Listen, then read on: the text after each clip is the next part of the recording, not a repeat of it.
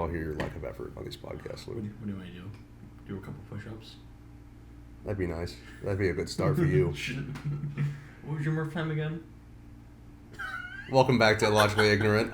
Number, what are we at, 9? 10. 10? Really? Wow. Woo! 10. Took half a year here. We've been really getting after it. We've been putting in the effort. Finally hit 10 after, has it really been half a year? I might have exaggerated. More than that. I might have exaggerated, but it might be wrong. Close. It's close. Yeah. I mean, coming out on a weekly basis, sometimes bi-weekly. It became bi-weekly, and then it became, was it, how long of a hiatus did we take? 3 months. 3 months. A long time. I'm going to blame that on you. I'm going to blame that on you. And that just shows that we have not read Extreme Ownership yet. For today, I wanted to bring up, I'm about halfway through the book right now, kind of reading slow. We were talking about this actually, how our last podcast, right? How I'm just a much slower reader than I used to be. Yeah. Just kind of not. I'm really surprised how much you're taking that book in. Yeah. Because you've told me stories about what happened in the past, how you would read hundreds of pages in a single night. And you would go to bed. And like we said, that was a different approach as well, right? Because this is something I really want to take in. I want to understand what he's saying. Yeah. Not like, I want to take it to heart, but I want to understand, be able to process it myself. Yeah, and think about it. Okay, how can I use this in my life, or how can I criticize it and not take it in my life? Yeah, which is just something you can't do with Percy Jackson or Harry Potter as much. You can't. It's just a story. Exactly. Yeah, you skim through. It's a film versus a Marvel movie, you know. Yeah, it's game. So the rule I wanted to kind of go over that I found really interesting out of the first 7 was, and most of these we found not applicable to us or kind of done to death. For example, about having children and things like that. Kind of seems like we're not ready for that yet. Yeah, we're speaking from the mountain with no authority. But the rule I want to talk about was rule 2, which is treat yourself like someone you're responsible for helping. And I think that really plays off the what we were talking about last podcast in a way, whereas how we were saying we don't really understand how a lot of people can kind of see what's good for them, know what's good for them, and not do it. Even though they'll tell other people this is good for them, like not just physically, you know, like in relationships. Relationships, I think, is the biggest one with that, right? Like people give advice, and they just won't see like when they're in that exact same situation, and you tell them the exact same thing, they'll be like, oh, it's different. You don't know them like I do, you know, like kind of like that. Yeah, you're on the outside looking in. Yeah, and it's, I think that there are some merits to that argument where it's like, oh, you're on the outside, you don't really know what it's like on the inside exactly. But at the same time, you know, there is merit to what people see on the outside as well. Like it's not that there's nothing you can glean about a situation from the outside. Yeah. And I think we definitely talked about this podcast ago a while back, but how basically it's hard to accept other people's opinions because you think, oh, they don't have the experience, they don't have the authority. They don't know it like I do.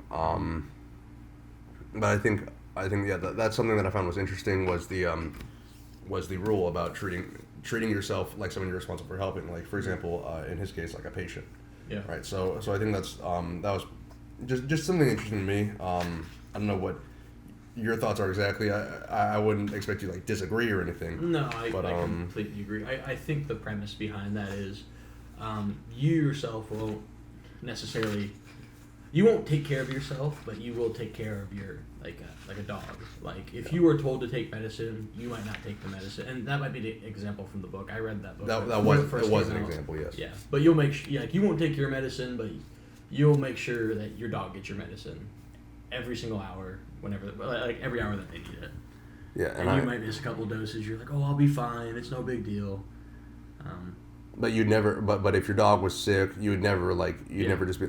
Or like if a loved one's sick, you're there, you're caring for them. But if you're sick, you're just like, I'm not going to take the medicine. I'm just going to sit it out and see how it goes. Well, it's weird because it's also like you will go to such measures to help them, right? Like for example, if you know something's good for someone, and they refuse. I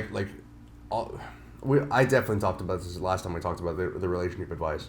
Like I'll get like I'll kind of sometimes I'll try not to, but like I'll lose my temper, right? Because I'll be like, I'm trying to help you, like why won't you listen? Yeah. And it's like, if it were flipped, for example, if it was me looking at myself, I'd be like, oh, like, you know, I'm good. I don't have to do that. Like you know, I'm okay. I'm just lay back on myself for a little bit. Yeah. But towards someone else, you're like getting mad at them for not listening. Like you're like, I'm really just trying to help you. Yeah. And it's just crazy to me how like when you pointed out that people just don't take that same approach. They don't hold themselves to that same accountability they would somebody else. Yeah.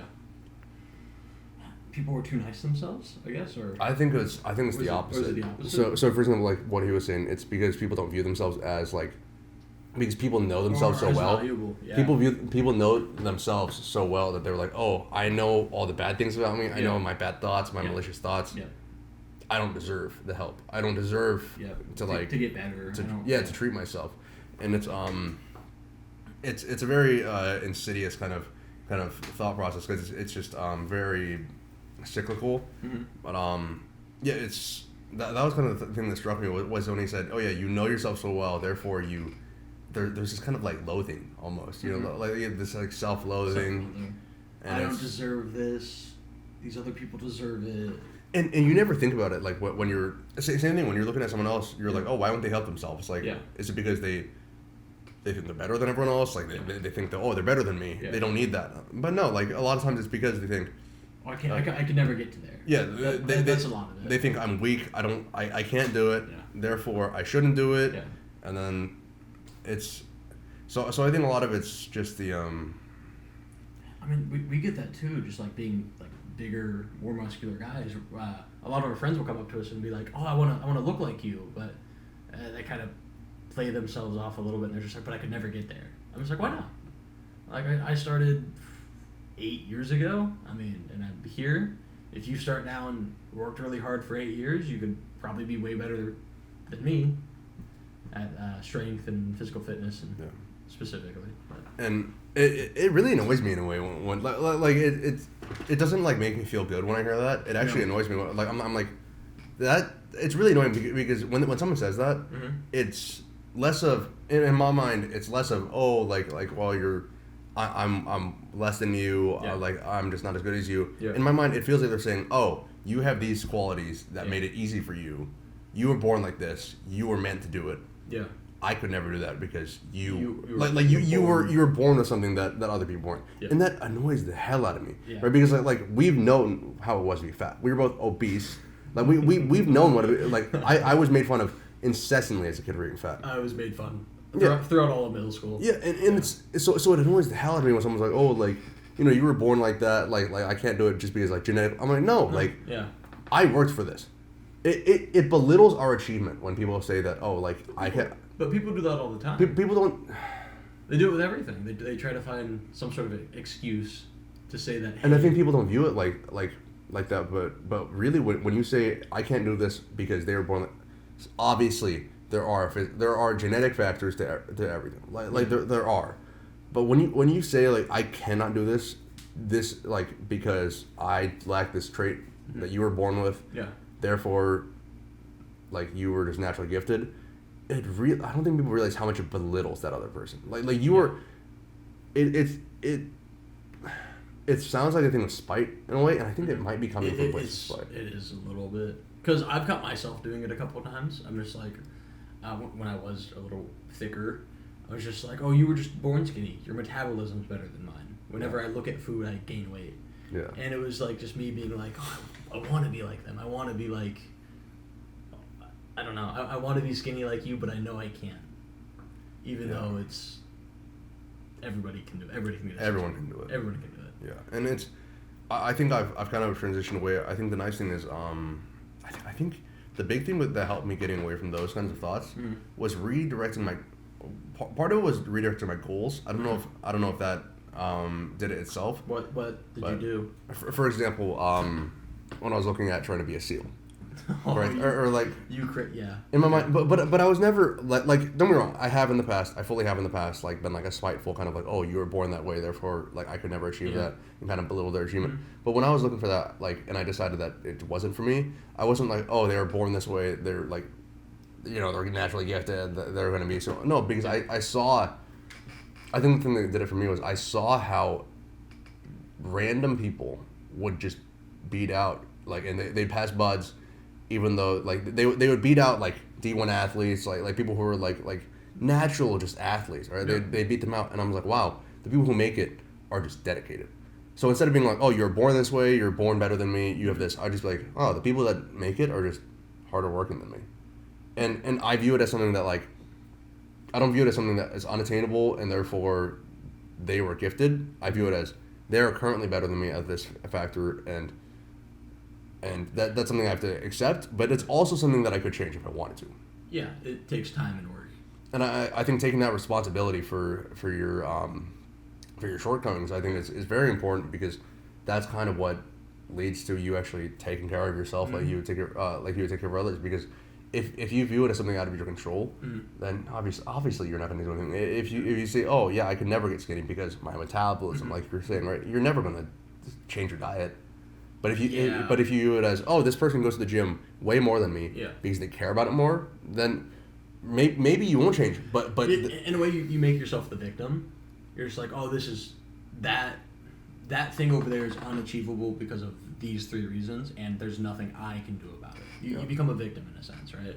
Yeah. And kind of going off, like, the hard work and, like, changing your goals. Like, we did the Murph this past weekend, or was it this past weekend? Last weekend, yeah. And, okay, a year ago before that, do you think you could have done it? I would not have felt as confident going in. Confident? Yeah. Okay.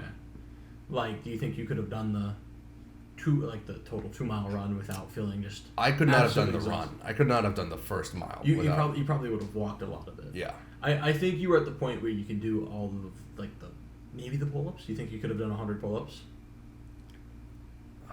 See, pull-ups. Yeah, you think so? I think so. Okay. Yeah. Like, because I was just a pure lifter back then, right? Like I pure meathead. But like I couldn't run at all. But I did have the other muscular things. endurance to do that. No, I don't think I had the endurance. I think I had the strength to power through it. Okay. But you'd be doing like sets of 2 or something like that towards the end, where you could just power through it. For example, like the squats, I don't think I would have the muscular endurance for that. Like that is such an extreme that I think even back then when I was kind of cocky about how much I could do, I don't think I could have done it back then. Yeah.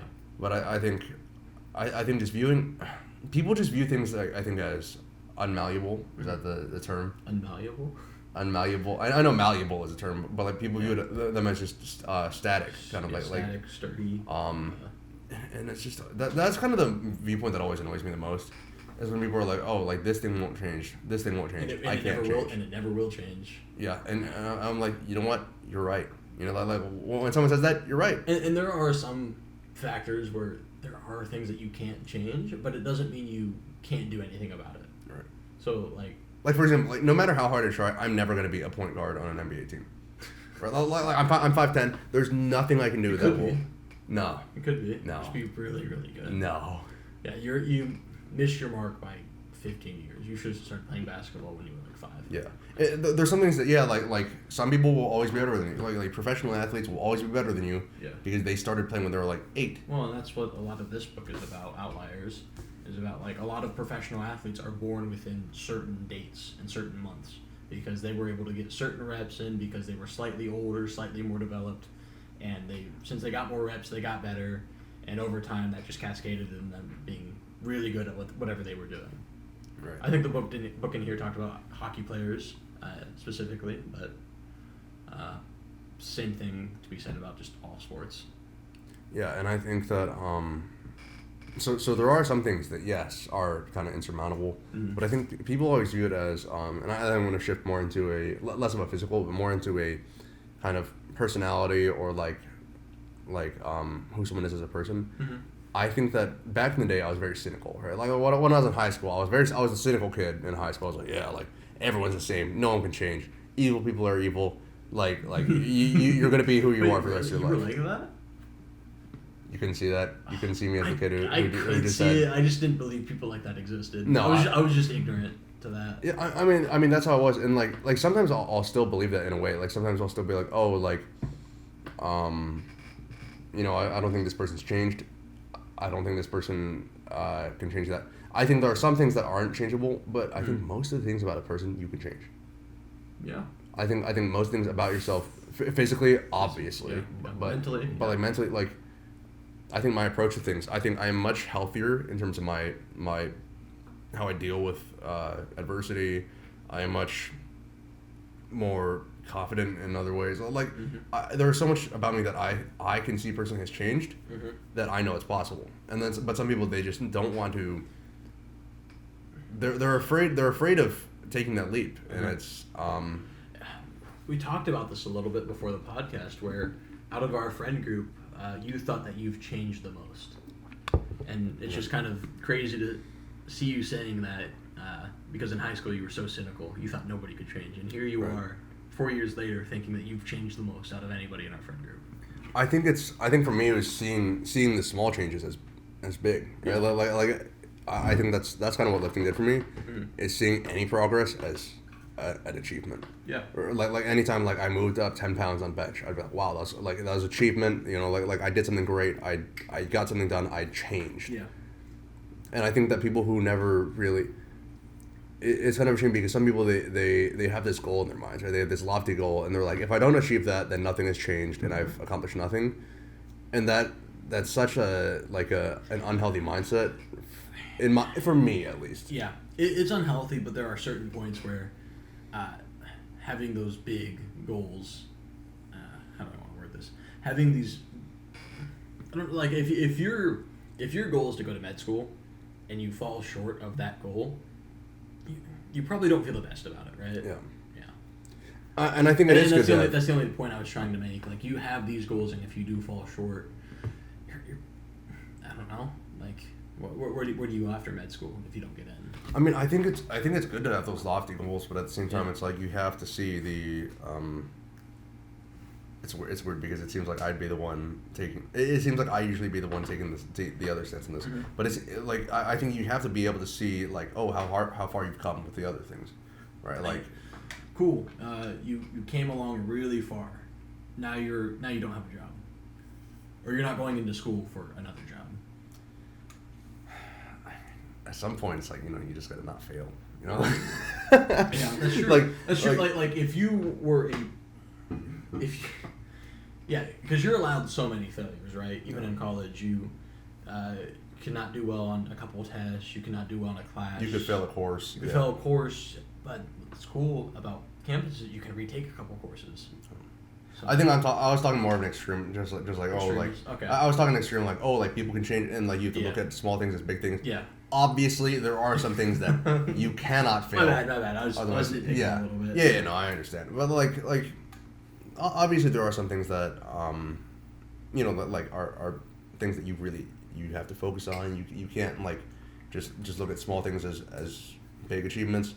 But I think in general, having a mindset that everything's all or nothing is kind of, it gets people in a lot of trouble. This is coming from the all or nothing guy himself. All or nothing guy. we were talking about this right before we hit record on the podcast. Like seconds before. What was our context behind that? I don't know exactly what you said, but it sparked me into saying it was taking care of yourself or something like that when we went back to probably, yeah. But I mean, typically I do believe like I believe some things are all or nothing. I think that like med school or like you either get in or you don't. No, that's true. That's what you do with your life or you don't.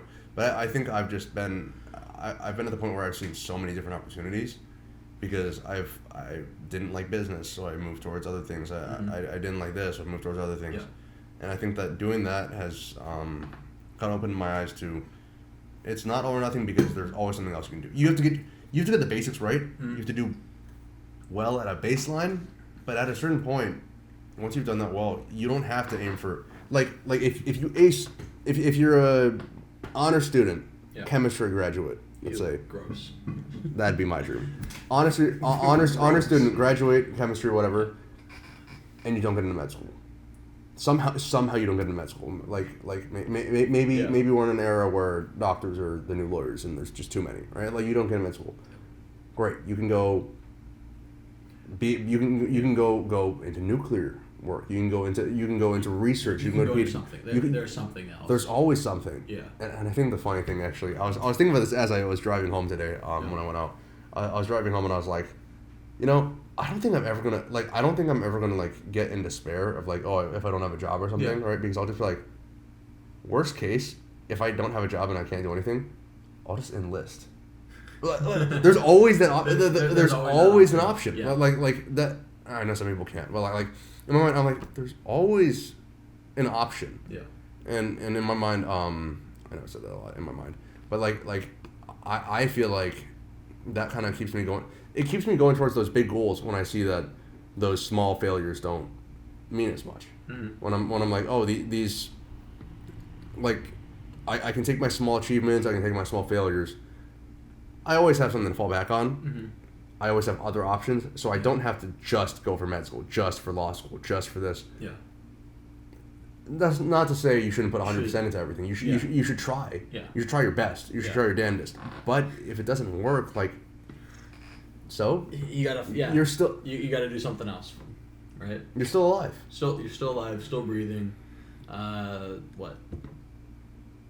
Shoot for the stars, land on the moon. Yeah, shoot for the stars, and if you miss, you'll land on the moon or something. Yeah. Well, and it's I do agree with that. That's I don't know if I mentioned this last time, but when I was talking to Luke originally, I was like, I want to train to be a SEAL because even if I don't get close, I'll still be more in shape than I ever was. I'm not gonna lie, I kind of laughed at him when he said that to me. I was just like, "There's no way." But my second part of that, which is I know full and well that's probably like a pipe dream. Yeah. But if I do fail, which is most likely, I'll still be more in shape than I ever was in my entire life. Yeah.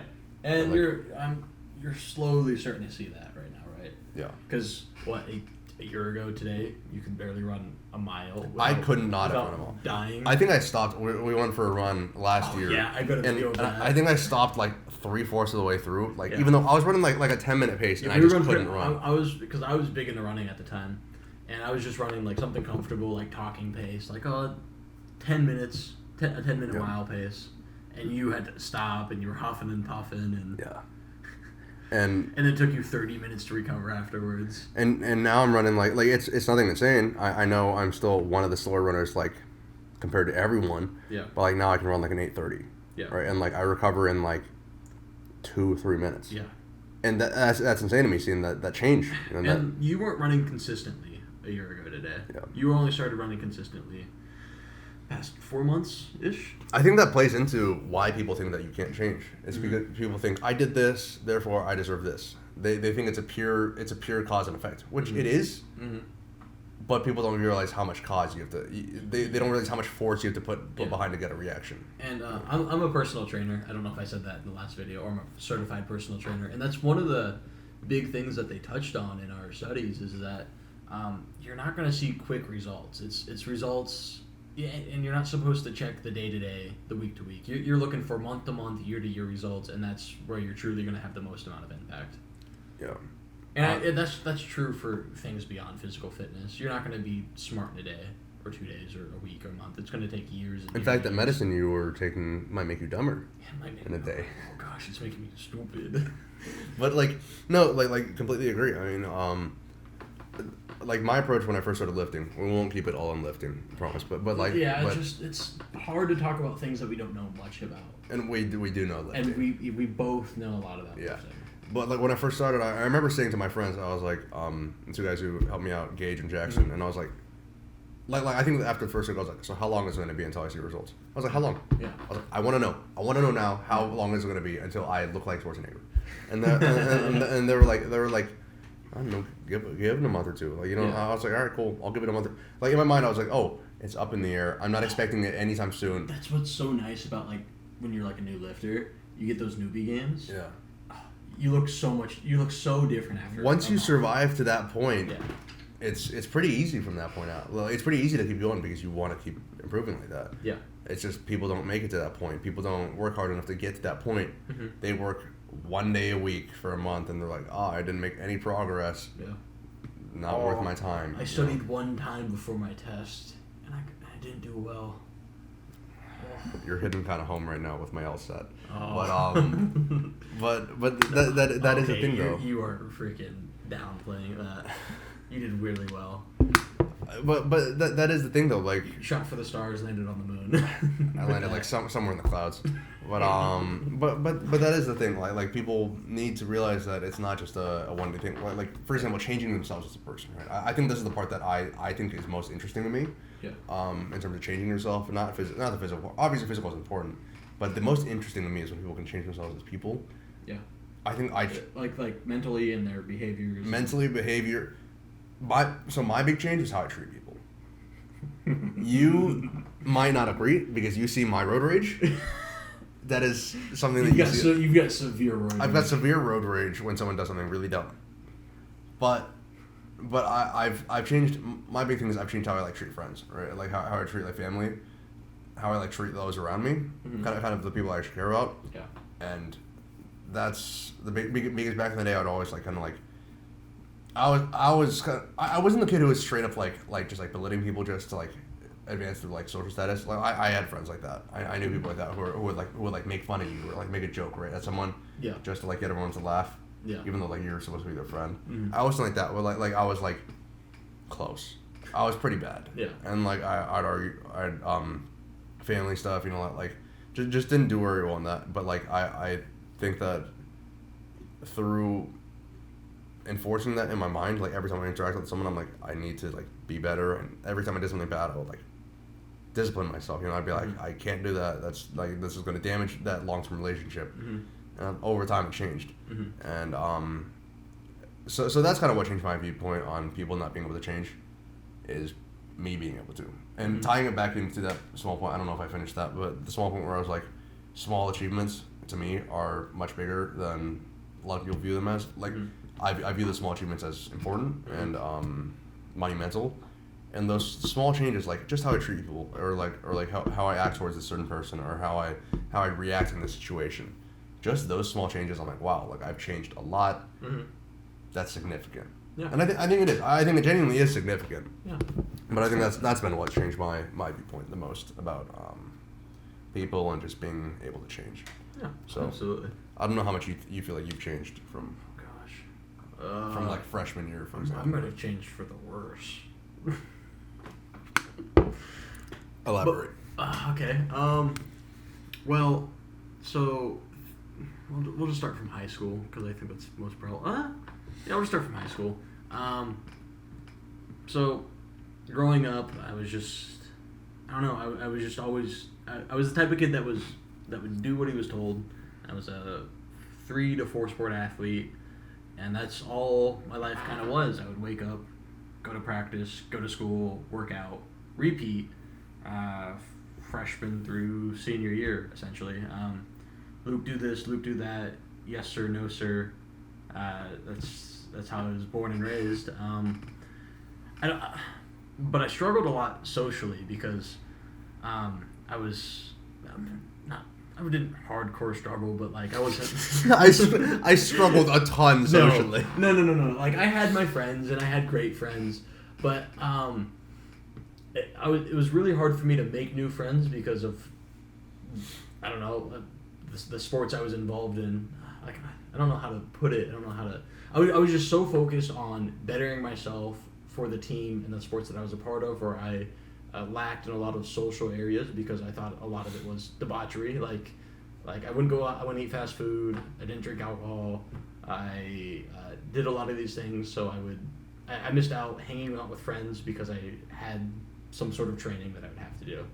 And that kind of changed because although I did get offers to play certain sports in college, just didn't think it was the right move for me.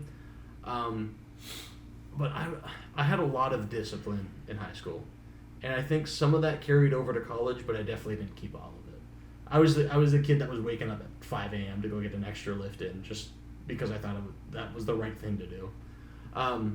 Still kind of do that now. I work out about every day, but I'll go out to eat. I'll eat some fast food, drink a little bit, but none of it's in excess. So none of it's in excess, but I've made a lot more friends because I've sacrificed my. Gosh, what? Sacrificed my. I don't know what I've sacrificed though. I feel like I've only gained. So because I've sacrificed in this sense of like, yeah, I'm doing bad things, but I'm doing bad things for social reasons. So I think it's funny because as you were talking, I know this is exactly the opposite of what we've been talking. So it's exactly the opposite of what we've been talking about me. Yeah. For the past two I months. think we did role reverses. Me and you did exact role reversal because in high school I was, I'd lift, but like I was a guy like on weekends we'd go out, we would just throw firecrackers and drink, like in high school. Yeah, I drink a lot, dude. I had no idea what alcohol was until college. It wasn't early for me. It was like mine was like right before senior year. So I'm talking like senior year. Dude, I called the RA on my freshman roommate because he had alcohol in our room. Like, I was that type of kid because I just didn't know any better. I wasn't around those groups. Yeah, but those were kind of my groups. And I wasn't around the degenerate kids. I was like around the kids who were like pretty good. We were like good in school. We went to the gym. We were like keeping on top of everything. We were all lifters. Yeah. We also like partying. Were you guys in organized sports by chance? Yeah. So everyone was either like. So I played tennis. Okay. We had like a football player. We had two wrestlers, right? Okay. So like everyone was in sports. Everyone did activities. We were all good at school. All stayed on top of it. And like it's not like we're the kids like throwing parties and going to parties. It would just be us. It would just be our group of drinking together. Yeah. But I think yeah, it's definitely a 180 because so you said how you've gotten more towards the social side. I've definitely in my mind I've traded out for what I think is good, right? So you were saying how you've traded in for social, what you think is good. Yeah, I bought into my social points a little bit. I've traded out I've kind of cashed out of that casino. Yeah. I've kind of just I've cut out a lot of vices. I won't go into this, but like I really don't drink anymore. Nicotine. Okay, I guess everyone just knows now. But I've completely cut that out, and I'm really just trying to cut out a lot of bad things. I've been just trying to lift, doing our MMA, try to get more sleep. You struggle with the sleep though. I get struggle with the sleep because like it's really hard for me if a friend is like Ryan, for example, right? If he's like, oh, like you want to do this, I'm like, yeah, sure. And like in my mind, I don't view it as important. But getting up early is helping with that. But I've been giving up a lot of those things. Eating healthier, like doing all this stuff. And I'm not giving up anything either. Yeah. I don't view it as me. Like obviously I'm socializing with people less, but I think I'm doing so much good for my body that it's worth it for me. Yeah. So I think it's kind of it might be a grass is greener kind of thing where me and you both experienced such different lives in high school. Yeah. That now we switched and we're like, oh, this is better. Yeah. Well, we've switched in a way because I went from complete straight edge kid, never did anything wrong, never cussed, never did anything, to transitioning to college in freshman year, kind of making that rough transition, tried alcohol for the first time, and then sophomore year, really rough year. Full degenerate. Well, compared to I was the average college kid. That's pretty degenerate. My sophomore year, but that's pretty bad. That's pretty bad. Pretty bad for my standards. And junior year, when the pandemic started, I started moving away from that and trying to find that balance of I still need to have my. I keep blanking on the word. I think it's that medicine I'm taking. What's it called? Not determination, hard work. Drive. Sure, we'll use drive. Drive to trying to. Oh gosh, this medicine's really bad. I've lost all train of thought. Trying to balance between the drive and some of more of the degenerativeness, I guess. Wow, it's really messing with your vocab. Dude, it's bad right now. But I think that's where the all or nothing kind of thing comes from, where you make fun of me. That's your all or nothing, and I've realized, okay, I can work really, really hard 80, 85, 90% of the time, and this other 10 to 20% I can kind of, I don't know, just have some fun. Drink a couple beers, and then go out, but next day go work out. So I think that comes from the fact that you did have that discipline. I was... Oh, discipline was the word. Oh, really? Yeah, I was trying. So I'm like, it starts with a D, but what is it? So I was more disciplined than most kids, I think, in high school. I would lift every day. I'd go to tennis, and then after tennis, I'd go lift for another 2 hours. Right? I'd get home at 7 after school to eat dinner. But I was more disciplined than the average, but I still did go out. We drank on weekends. Weekends, I'd do anything. I would just hang out and do whatever. Yeah. And I think that for me, I grew up with discipline, like morally, socially, like from my parents. Your parents really push discipline. Yeah, but in terms of like physically stuff like that, I didn't live with that in terms of like my senior year of high school. Yeah. So I think that for me, the reason why it's all or nothing is because it is in my mind. I'm like, I know how easy it is. It's kind of that thing that we were talking about, going back to what Peterson said, where he's like, yeah, like you know yourself the best, right? Yeah. I know how easy it is for me to slip into that. Mm-hmm.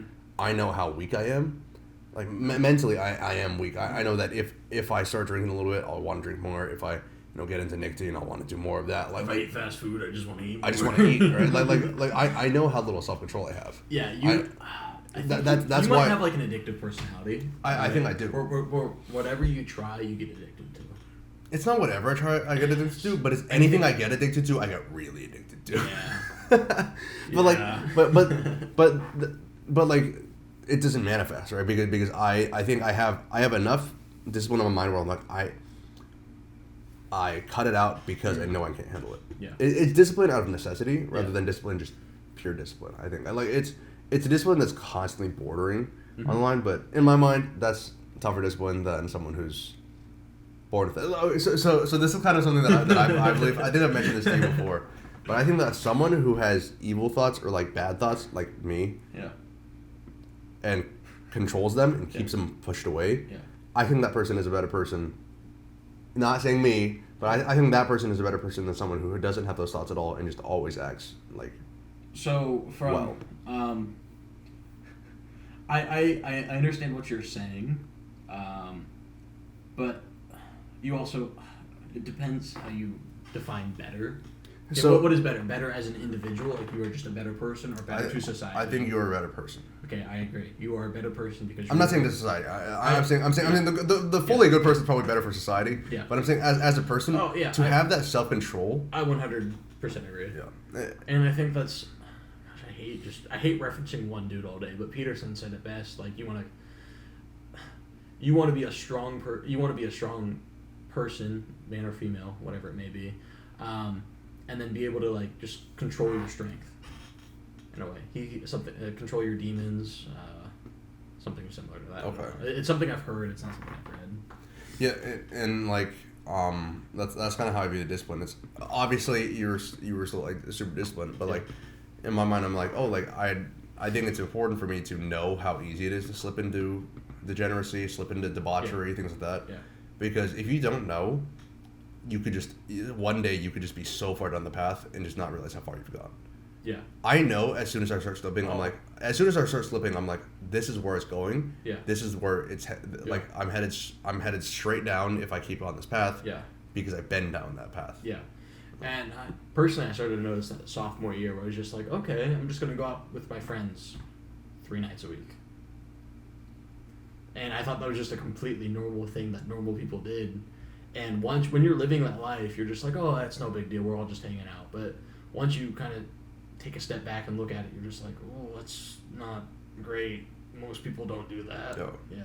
And I think it is important to learn from those lows. I've learned I think all my lessons have been learned from those. For example, my physical discipline has been because freshman year, Ryan and I would sit in the dorm. Sometimes we'd be like, oh, you want to go to the gym? No, let's play League.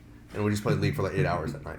We would just. You had a gross League addiction. Sometimes I would only lift like 3 times a week, which for a lot of people that's what they do. That's pretty good. That's normal but like I used to lift 6-7 days a week. Sometimes I would take like I went an entire month once without taking a day off.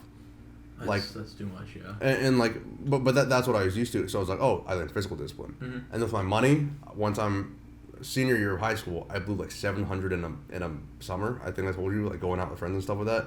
And I was like, wow. 700 is not even that extreme.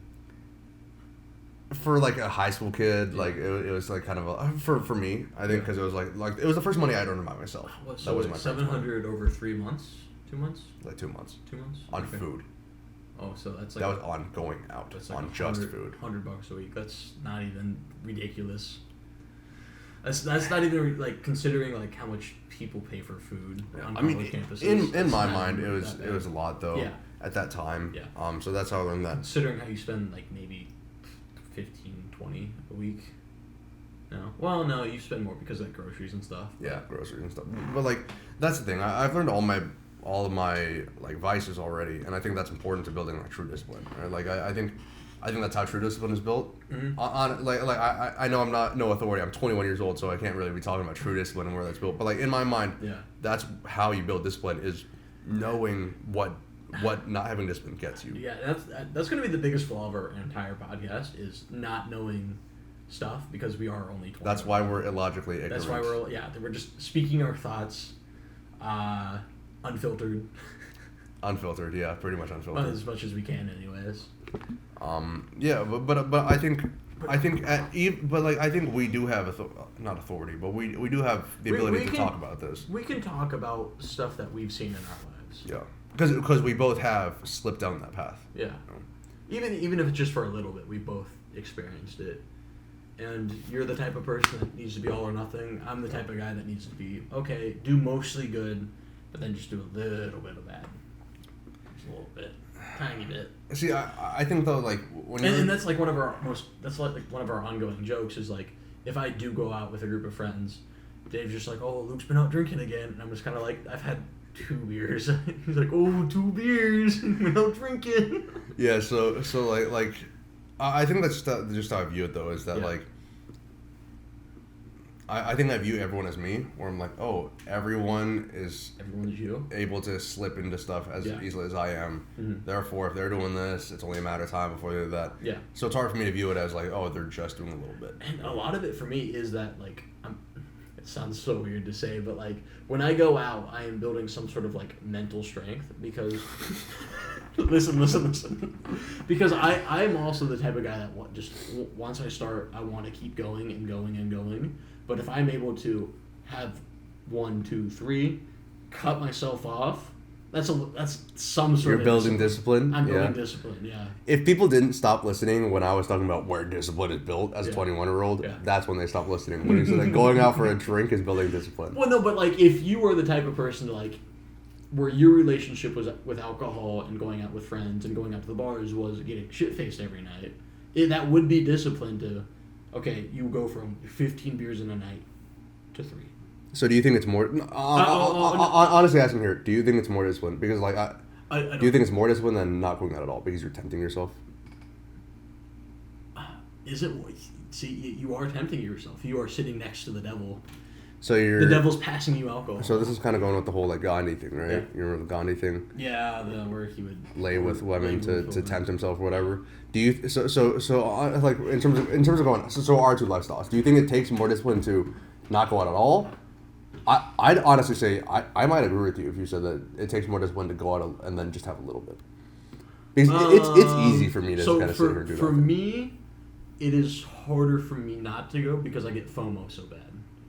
So I buy into that FOMO where if like I'm not there, I'm missing out. Mm-hmm. So it would be truly harder for me to stay home and just like not do anything because like it's not even the alcohol. I just want to be around people. And I'm fine being. You're fine being alone. Alone. Yeah.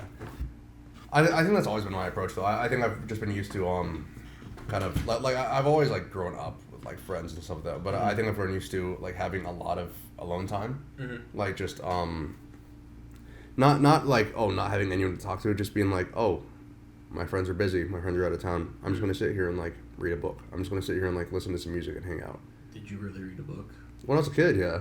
You didn't play League for 18 hours? When I was a kid. I was no longer a kid at that point. That I was robbed of my childhood by League of Legends. Robbed. But that's the thing, like, when I was a kid, yeah, like, I grew up with so much, like... You should sue for theft. I should sue for murder. My social life was murdered by League of Legends. You made great friends with online, right? Yeah, that's kind of goes back to what we were talking about before, kind of how you said trading out like stuff like discipline for social life or whatever. Mm-hmm. And we did have this discussion off the podcast, how I was saying that going to MMA instead of going out for drinks, in my mind, that's just a social. I'm socializing with people at the MMA gym. Yeah. And the thing is, I'm socializing with people that are more like me. Yeah. That are more like... Yep. That have the same goals, that have the same desires. Yeah. And I think that, to me, that kind of social time is more valuable. Yeah, it is. 100%. The only argument would be, like... I brought it up, and I know your argument, but like the friends that you've already made that want you to come out and hang out. Yeah. Yeah, I don't know. And you answer that how you want to answer it. And with that, I guess, without just crapping all over our friends. Yeah. I guess it's like. On one hand, there's a lot of reasons behind like why I believe this, but like on one hand, I truly believe like one isn't building new friendships like more social than like maintaining like. But you've always been the type of guy to maintain. I'm very big on loyalty, like maintaining like old friendships and stuff like that. But in my mind, I don't. So I'm gonna say this just because I think that the people that I'm referencing don't listen to our podcast. What if they do? I don't think they do. Someone will see this. Someone will mention it to them. But like in my mind, it's like I don't want to be around people that are constantly just doing something that I view as completely bad for you, right? Or trying to drag. It views like I know they're not viewing it as this, but in my mind, it's like they're dragging you down with them. A little bit. And I don't want to be around that environment where people aren't bettering themselves. They're just wallowing in. Yeah. Hedonism with each other. They're just kind of being just degenerate together. Yeah. That lifestyle doesn't appeal to me as much as So do you want to know how I view it? No. I feel them as expert degenerates, and whenever I do something, I want to be with a professional. So when I'm a degenerate, they're the professionals. They know what they're doing. They can kind of like hold my hand and teach me how to do it. So we've talked about this in a way. I remember we mentioned how I said if someone asked me out to drink, and it was someone that lifted every single day, ran every single day, was good every single day of the week, went to classes, straight A's. Yeah. I would be more willing. So if I invite you, actually I can't run, so you wouldn't want to go with me. I would be more like when you mentioned it. I am much more willing to go out with you for drinks. Yeah. Than with someone who drinks every night because they are professionals. Yeah. And I don't want to. How I put it to you when I said it to you was I don't want to go into their lifestyle. Yeah. I'd rather me and you make a foray into that, like kind of like oh, check it out, like we get a sample of it rather than going into their lifestyle. Because once you go into the lifestyle, you're like I just don't like being around that environment where someone's like, this is all we do and you should do it with us. And I don't want to do that. Like it's not something that appeals to me at all, personally. So if you have a professional, you have somebody that goes to the gym all the time, right? They're the expert. The gym is good for you. That is my. I know where you're trying to go with your devil's advocacy. The gym broke me, Dave. You broke you. I know. Your genetics broke you. My genetics broke me. But like that's the thing. Like partying, going out. Yeah. To me, that is all negative. I know you're gonna say social, whatever, but there's a lot of social points in there for me. But it's going out. You're spending money. You are spending money to put poison in your body. Yeah. like in comparison with going to the gym, you are spending money to get healthier and live longer. Yeah, I agree. Or MMA, you're spending money to get healthier, live longer, and develop a skill and be better at something else and build discipline. Like building confidence and beating the shit out of other people. To me, like just going out to drink just doesn't do anything. Yeah. Like I get you can always say that it you build that social part, you get to like interact with people, but and I'll completely agree with you. There's been times where I've gone out and I'm just like, I don't want to be here anymore. The music's too loud, the place is dirty, it's sticky, it's too expensive. I don't want to be here. But there's other times where I sit down and it's just a blast. It depends on where you go. It depends on your mood. It depends if you've earned it or not. And that's how I kind of view that experience. Like, if I have worked hard, like done everything I've needed to do Monday through Friday, and then Friday night I go out for a couple beers, I'm like, okay, this is nice because I've earned it. Right? I guess my idea of a reward is different. Yeah. My idea of a reward is, not video games. My idea is I can eat a little bit more. Yeah. Because I love eating. Yeah. I can eat a little bit more and hang out with some friends and like play some Okay, play some video games. I knew it was in there. I was gonna be like, oh no, not video games. I'm just gonna play Smash. I was like, that is a video game. A video game. But like, or just like watch some like anime or like movies with friends. Right? Yeah. Like, in my mind, that's more reward for me. I think I'm just so against because I've seen what it can do to people. Mm-hmm. I know like you said you've seen it as well. Well, I've seen what it can do to people. I've seen what it can do to me. Mm-hmm. I am so just against like alcohol. You know yourself the best. I know exactly what like I have thrown up more times than anyone else in our group. Involuntarily. Is that true? Involuntarily, I'd say. Oh yeah. Okay. Not voluntarily. Yes, involuntarily. Like all the time in high school. It was so bad, and I know how bad I felt, and I know how bad I feel in the morning. I know how fat I got freshman year off drinking. I know all the negatives. Yeah. I think everyone knows all the negatives. Yeah. But I think people are just not willing to tell themselves that. Yeah. I've never thrown up, ever. You're not drinking enough. Maybe not. But, yeah. Maybe if I throw up once, I'll never do it again. You would understand where I'm coming from. No way. I have felt queasy before, and maybe if I like moved around really quickly, I might be able to, but I've never been. I can get you to that point. No, later. don't. But my 21st birthday was months ago. Mine as well, and I still feel the effects to this day. I still feel the tremors through my body. Yeah, your brain shrunk from that day. But like so many carcinogens went into your brain. It was so bad. Like that's the thing. Like I think people, and I get that you realize the bad things too, and you're just like saying like you mentioned there are positives. Yeah. But in my mind, there's so many. Like you're literally putting carcinogens in your body. You're paying to put carcinogens in your body. Isn't it amazing? Isn't it so fun? And in my mind, it's also doing other things like building bad habits, right? It's breaking down those habits of discipline. And that's what I'm worried about more than anything, or developing bad habits. That's my biggest worry is when I see myself slipping. But I'm building my discipline. How? 2 to 3 beers. Discipline. I guess just seeing those habits build and seeing how fast it can. Like for me, it was League of Legends, right? For me, it was like I saw how fast I could just decide not to go to the gym, just play that. I've seen how fast people can decide, hey, I'm not going to go work out. Oh, I'm not going to do this. I'm not going to do this assignment. I'm just going to go out and drink. I've seen how fast you can. I've seen people do that. You drop discipline just goes out the window, and I don't want to. I have seen people that we were planning to go out with. I have been in their room where they're saying, "Oh, I've got an assignment due at midnight. I'm gonna skip it.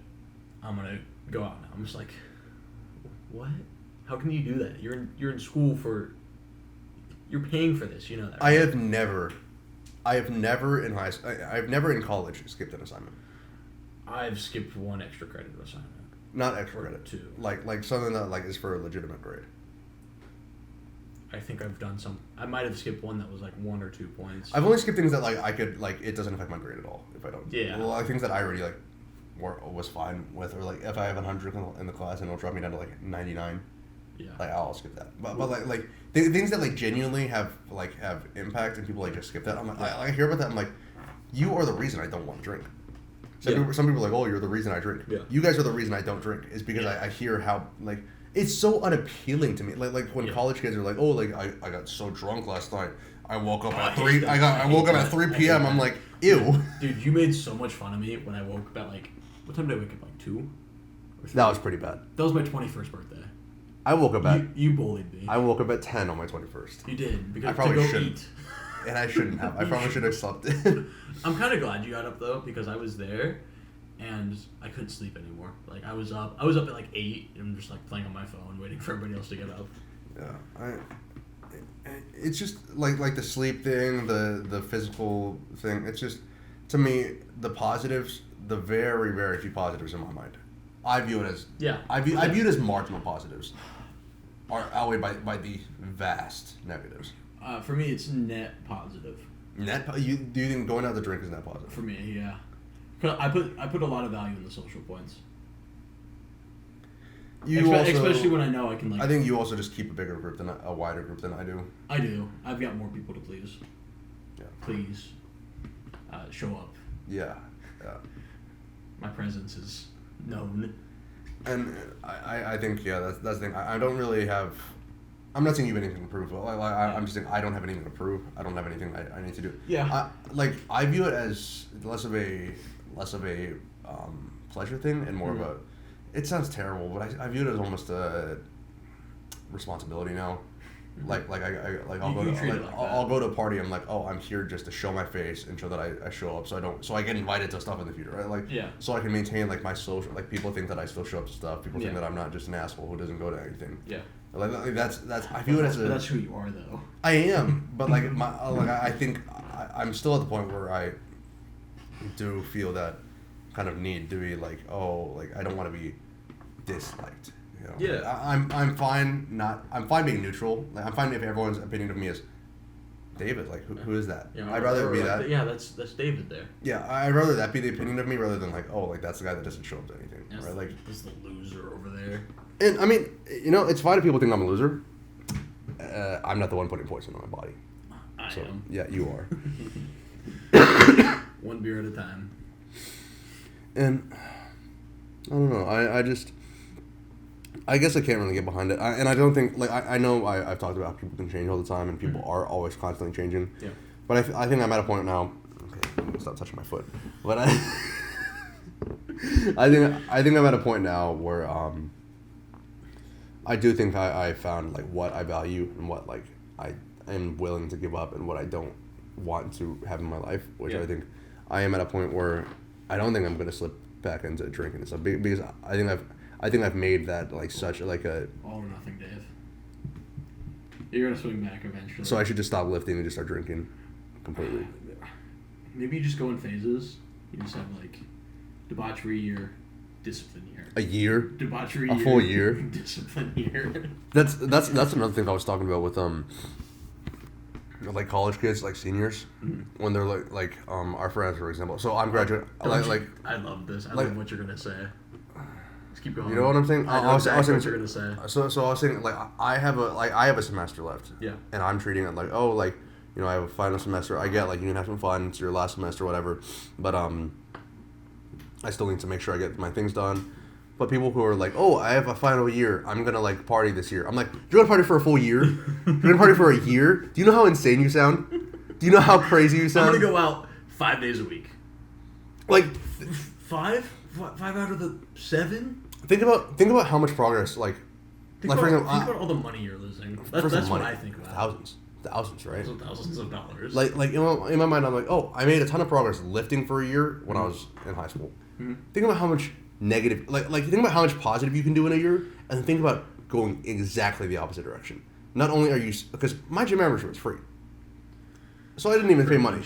Yeah, privileged. It's but like, consider the people that are spending money to make themselves worse. Mm-hmm. Like I'm like you're doing that more than I go to the gym. Like you some people are literally drinking more than I work out.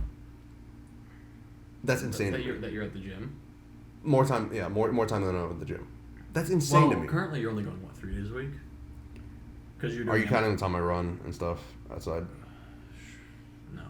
Like okay, days I go genuinely. No. Okay. Anytime that you do physical activity that's not MMA. 5 days a week.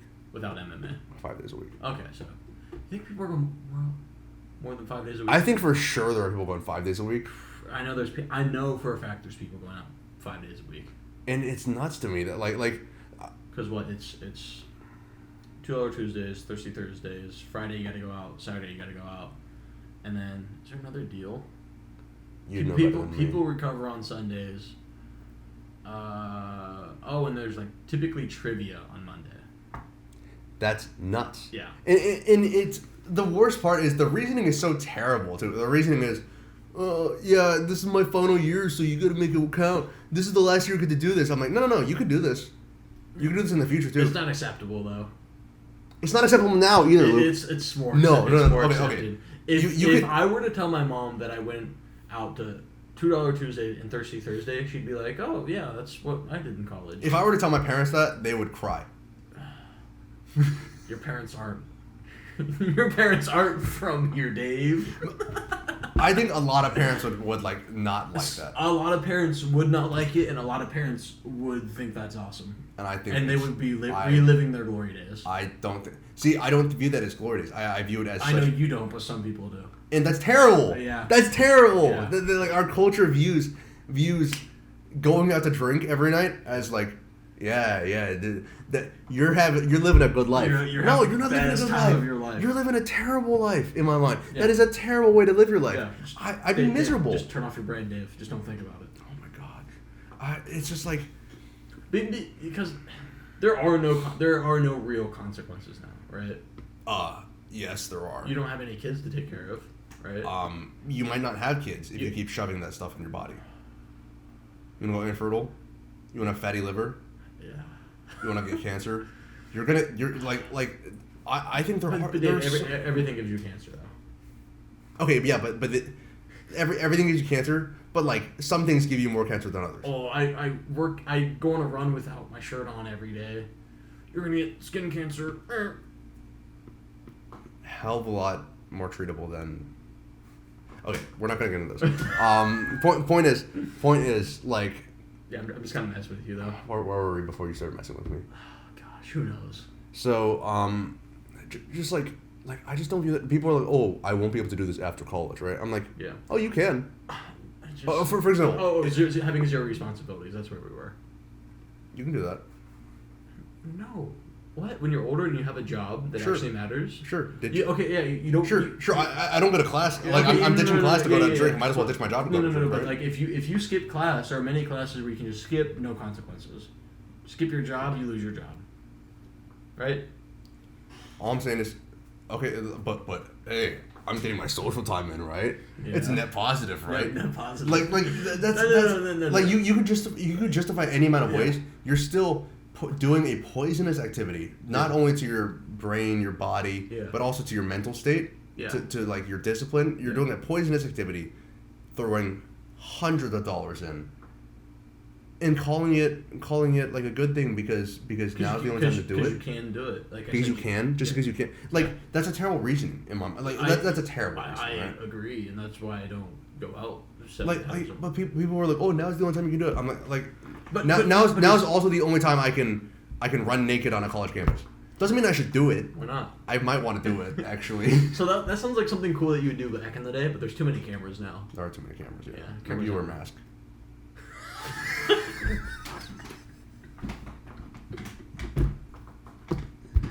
You wear 2 masks? Yeah, just double mask right here and just run through campus naked. But like, the reason that you can do something is not support for why you should do something. Or that is we both agree on this. I'm not arguing at all. I agree. Yeah. And I just hate that that's the reasoning for people saying, oh, you should go out. Like people telling me I should go out. They're like, oh, now's the only time you can. I'm like, there's a lot of times when now is the only time you can do something. Yeah. Doesn't mean you should. There's zero correlation with now is the time you should do something. You should do it now. It's just I just don't get what you should do it now and shouldn't do it later. It's just the same thing with like people are like, oh, like now's the only time you can work out like all day and do MMA and you can do all these things. Yeah. Now's the only time you have that much time. Why aren't you doing it? Why aren't you doing it? Because unless you become a professional. Are you going to become a professional with my broken back? Yeah, with your broken back and your wonky calf. Oh, it's getting better. I can almost run now. Almost run. Dude, it's so nuts. That's good. Let's talk about that after the podcast. I've got a story for you. Okay, good. We can talk about your dumb medicine too. Dude, it's really weird because it's like I can heavily focus on like one subject, but then once I start to tell a story, I'm just like, oh wait, that's in the past. I can't remember. I don't know what's going on anymore.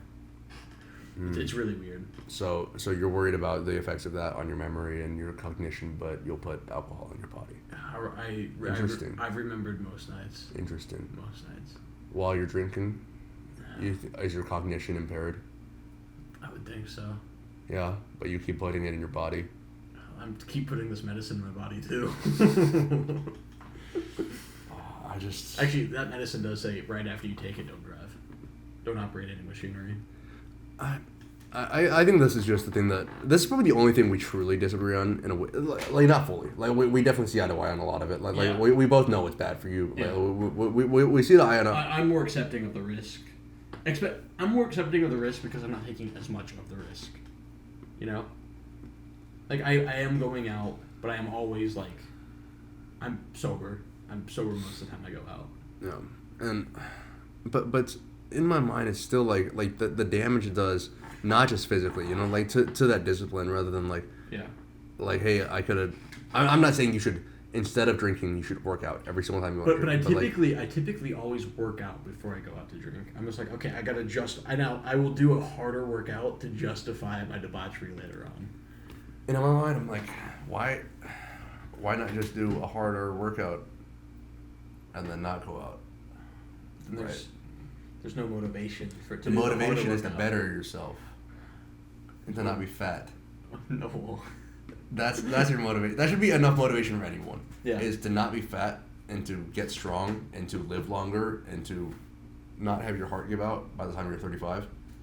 Yeah. That should be motivation enough for anyone, I think. But it's not. It's not because people don't treat themselves like they would treat others. Ooh. Look at that. Look at that. We're able to brought it back. I think that's like. We could just end it too. Well, just wrapping up, like just one part like that. I think it's just weird because you think that like that statement, oh, like people will treat others better or whatever, right? Mm-hmm. But with drinking, people just drag others into that. They typically drag people into that. I was talking to Ryan about this, and I don't know how you think about it, but this will be the last part. But do you think that people like ask me, for example, to drink? Obviously, I know this isn't most of the reason, but do you think a big part of the reason is because so they can feel better about themselves going out to drink? Some of it's that. Some of it is some people do miss you and like want to hang out with you more. Bull crap. No one misses me. I know at least one person. And another part of it is they want you. They obviously want. Some people want you to be there. Some of it is to justify, for sure. Like I had another reason, but I lost it completely. I think like a good like a big reason. I'm not saying all of it. Like obviously there is. I'm not saying it's all malicious. When people ask me to go out, but like I think a big reason is that whole like, oh, David is working out and doing MMA. You also included. Yeah. Like David and Lucian working out at MMA. Let's invite them out to drink so they aren't doing that, so we don't feel bad about not doing that as well. Or it's like, oh, like they're drinking with us, therefore it's acceptable to drink because these guys are disciplined guys. Something like that. That's part of it. I've had that happen a couple of times. Where like people would ask me, oh, what'd you do today? I'm like, oh, I lifted in the morning and then I had jiu-jitsu later in the day. And then in their minds they're like, oh, he's drinking with us, therefore I also lifted in the morning and I did jiu-jitsu. Like I don't know if they're thinking that. I think they're just thinking that it's cool that I can balance both a little bit. And they don't feel any desire to. Just like how I feel cool with one of our friends ran an ultra marathon recently. Oh. Yeah. And I thought that was just fascinating, just hearing him talk about that story. And then he's also just having a couple beers, which is, I think that's awesome. I love how you can do both. But do you think that mindset comes from also you're like, oh, like, if he's drinking a little bit, then I can also drink a little bit? I think it's just cool, like what you were saying earlier, if you have somebody that's worked really hard throughout the week and once they're done working hard, they can have a little bit of fun time, a little bit of freedom. I appreciate that a lot. Do you appreciate it more than someone who works hard all the time and just doesn't go out? Personally, yes, because that's more relatable to me now. Everything's about you, huh? Yeah. You like what you like. So a lot of people like so for example, like I know we always bring up like Jocko, right? Someone who doesn't drink, someone who like just works out all like a ton, like writes books. But he had his days of drinking. Like before 9/11, like 20 years ago. Yeah, 20 years ago I wasn't born. And 20 years you ago, were born. And 20 years ago he was 30. Like he had his time, like and that's all I'm arguing. We have our time to do stuff, and then we get to a certain point where we have to grow up, and we're not allowed. I think you should grow up now. No, and stop drinking. I don't want to grow up now. Coward. I know. Well, that about wraps it up. I think today was a little jumbled. A little chaotic. I think both of us are a little tired. I'm really tired. He just got back. Yeah. So like from home. So this was very impromptu. Yeah. But we just wanted to get the word out. Wanted to ramble a little bit. Yeah. Get our thoughts out there. Yeah. So thank you for listening once again. We'll be looking for we'll be reaching out, or you can reach out to us Oh yeah, ask questions. Like if there's any questions that you have, anything that you want us to answer. Questions. We're taking applications for guests. Ooh. Possibly, if you'd like to be sitting here, cornered next to the wall, behind the books. Oh yeah, just like right here. Yeah, right there. You can stand. We have a chair somewhere. You don't get it. You're unpaid. But thank you for listening, and yeah, we love the interaction. Any feedback you can give us is great. Yep. We'll try to get these out weekly. I think they're probably most likely. Let's try to get them out. We'll try weekly, yeah. You're gone so much. You're drinking all the time. Shut up. That's not true. That's not true at all. We'll aim for weekly. We'll see where we land with that. As long as we're not recording from like 10 p.m. to 1 a.m., I'll be home. That's when I want to record. That's when I function the best. No, that's when my brain shuts off. But yeah, thank you for listening, and we'll talk to you guys later. Yep. See ya. See ya.